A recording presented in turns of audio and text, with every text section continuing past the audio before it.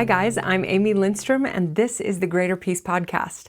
Today's Monday, so we are going to do a new topic of the week. I'm going to introduce a topic very quickly and then we're going to do a guided meditation, and then on Wednesday, Ryan and I will deep dive on the topic.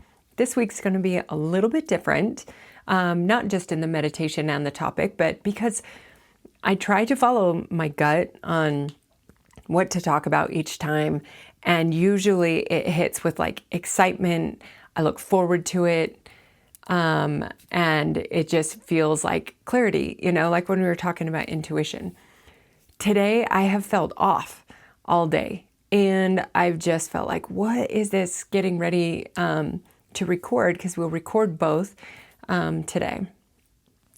And then it hit me about an hour ago. I couldn't land on a topic that I felt good about. And I just kept thinking, I'll know. And then about an hour ago, it hit. And I'm a little nervous about it because it's not the typical thing that I would do, but I also feel like it's right. So Ryan and I have mentioned a couple of times that we lost our son Dawson passed away when he was 4.5. And I think today is I know his birthday is today. Him and Mallory are twins. They were born 21 years ago. They were born at about 26.5 weeks about. Dawson was 2 pounds, 10 ounces. Mallory was 2 pounds, 3 ounces. And they struggled in the beginning quite a bit.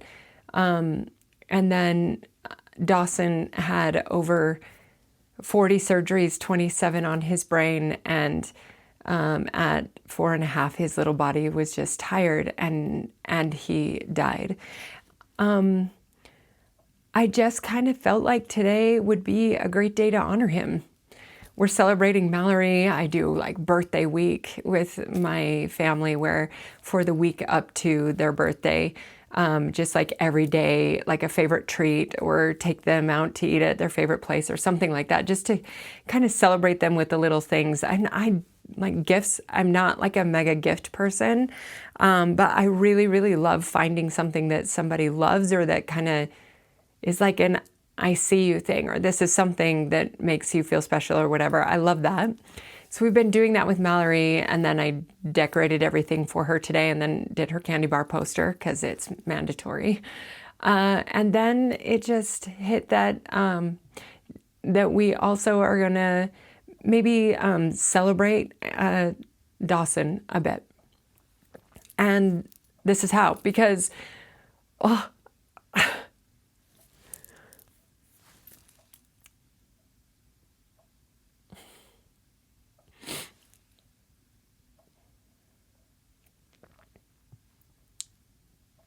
I think that so much of what I learned from being Dawson's mom and through the experience of Dawson and what I learned about myself in that experience is exactly why I am where I am. I think I have the perspective that I have because of the experience of him and then his death and other things as well. But I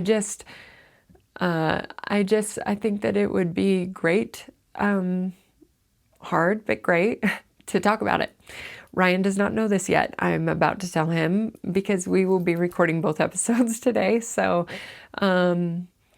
anyway, we'll just see how it goes. I think the focus largely is on kind of, resilience, grief, and just honoring the difficult things that we have been through and that we do go through or are going through, and just giving ourselves a little bit of self-care and love. One of the things, a quote that I love is, I think it's, let me see, I think it's Schnarch that said it, but he said, our mistakes and our regrets are not barriers to becoming who we can be. They are the necessary ingredient. And I think that there's something about that quote that just really hits with me, that it's not just our regrets and our mistakes. It's everything.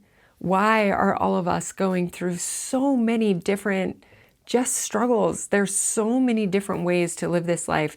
And as a therapist helping with addiction and trauma, the stuff people go through, and helping with grief for people who lose spouses or parents or siblings or anything. And I think that the thing that always comes back to me is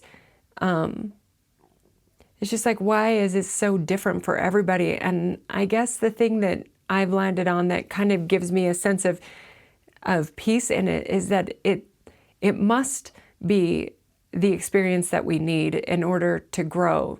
If there's some greater purpose to all of our experience here in this life and these experiences, if there is like really truly like the healing of a soul or the evolution of a soul that is happening through these experiences, then the things that we go through are not unfair, they're sacred.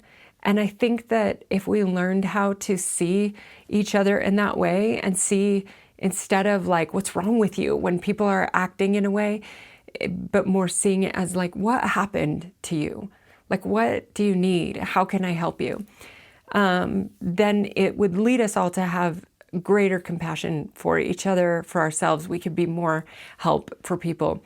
Oftentimes, sitting with people in hard moments is very hard because, as we've talked about before, it kind of forces us to tap into our own suffering. So if we're going to sit with somebody who's really sad in grief, what our brain is going to do is going to bring up our own memories of grief and what was hard for us.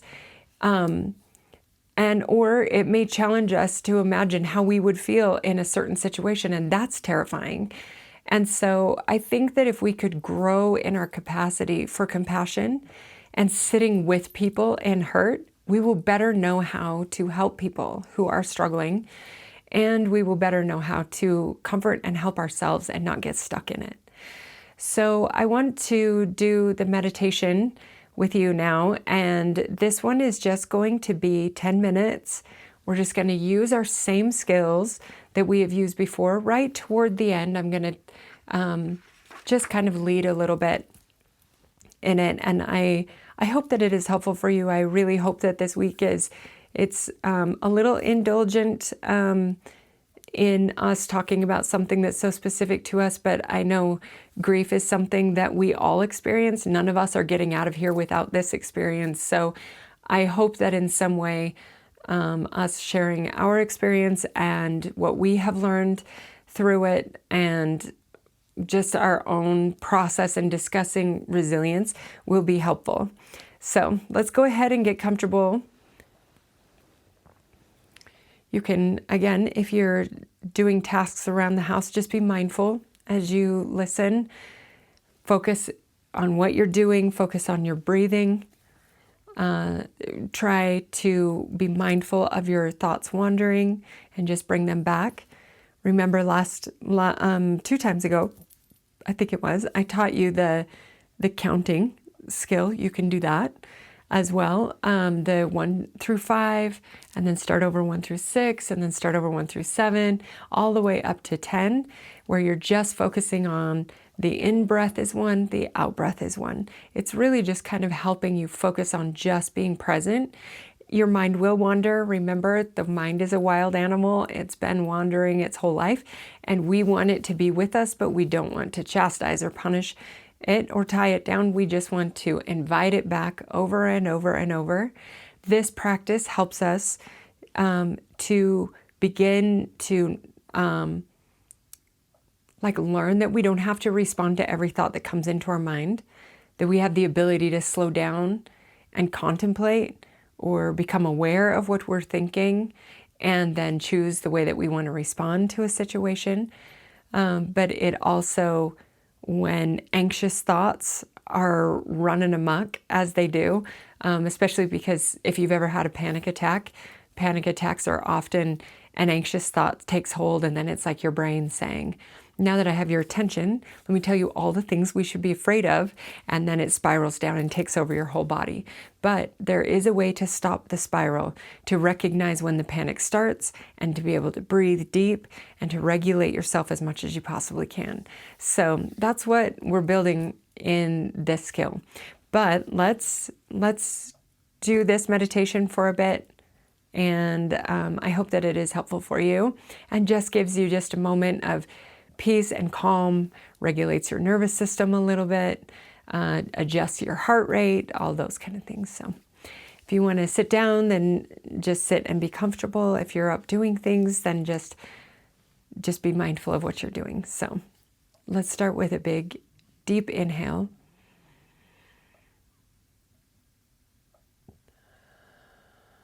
And then let all that air go. As you inhale this time, inhale deep. Imagine those lungs getting so full it pushes the diaphragm down into your belly. Maybe you feel your stomach go out. Hold it for 2 seconds and then exhale, pushing it all out, feeling that diaphragm go back up and wringing out those lungs.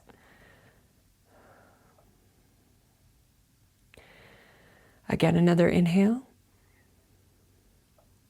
This time you may choose to exhale. You can do it with more force, more sound, whatever you want.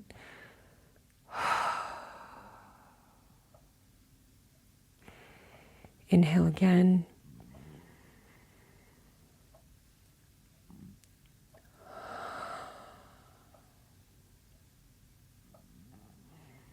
Then we'll sit quietly for a moment. Just remembering to focus on the breathing.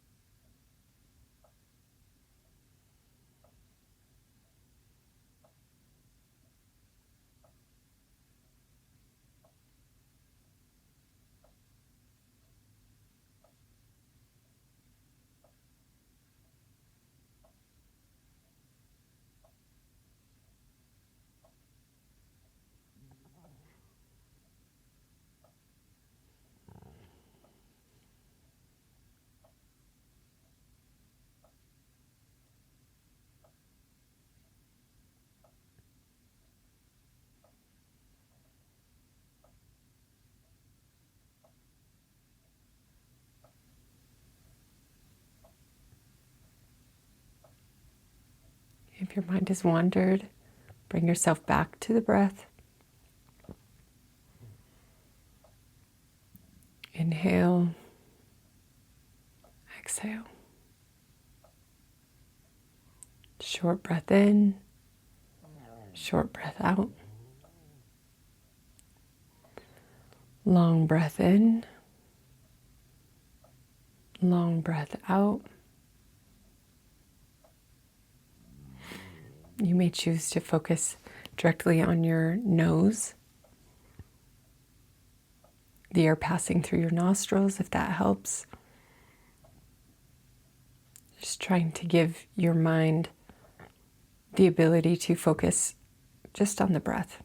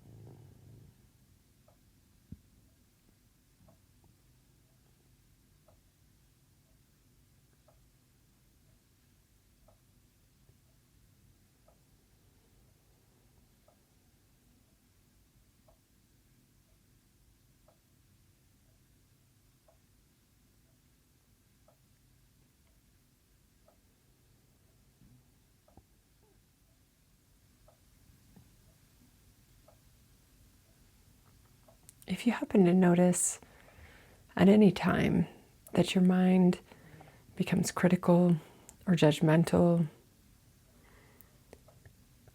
maybe it's saying, I'm not good at this, I can't do this. Maybe it's telling you that you've got to hurry because you've got other things you need to get done.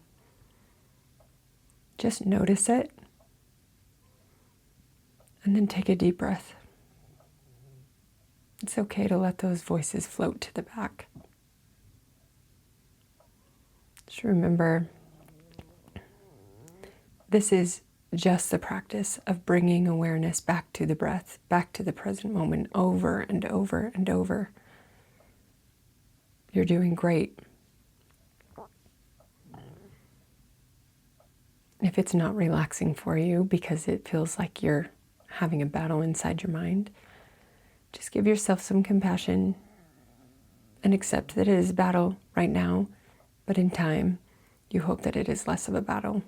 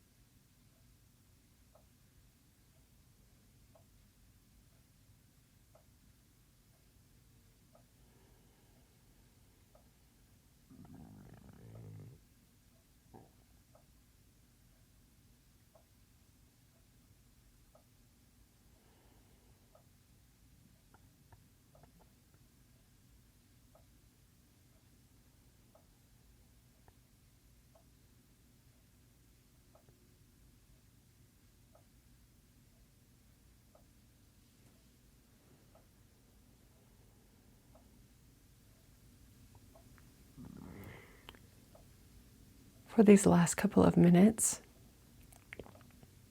I want you to focus on sending compassion and love to yourself. Maybe you'll choose one of my favorite things, just wrap your arms around yourself. Just hold tight.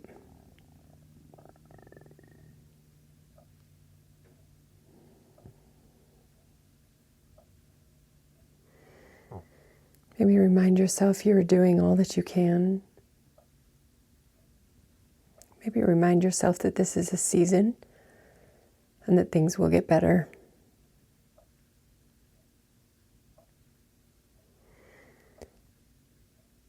Remember to encourage yourself.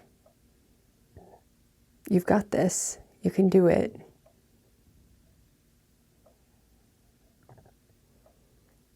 The experiences that we have in this life and the people that we come across are all here in our lives to show us where we are not yet free.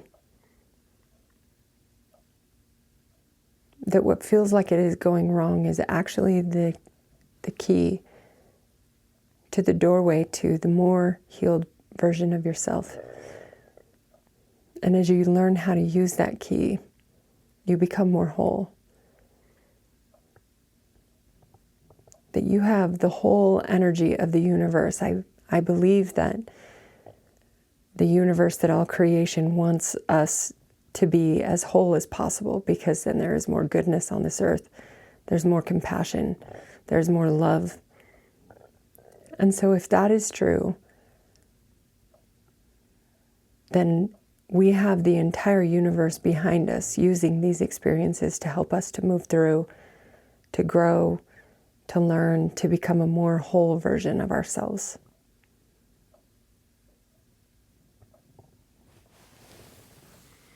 I hope that throughout this week, you take the opportunity to just give yourself a little hug. If you wake up in the morning, sometimes when I wake up and I'm just feeling particularly heavy or overwhelmed, I just wrap my arms around myself. Say, I got you, girl. We're going to do one thing at a time today. That's it. And it just makes such a difference. It's just a little bit of love and compassion we can be for ourselves, who we wish that we, if somebody else could have been at another time in our lives. But we can begin by fostering that within ourselves, and then it will radiate out just naturally. I hope that you are all well, and that you are all happy, and that you are all peaceful. And I look forward to sharing our Dawson with you on Wednesday.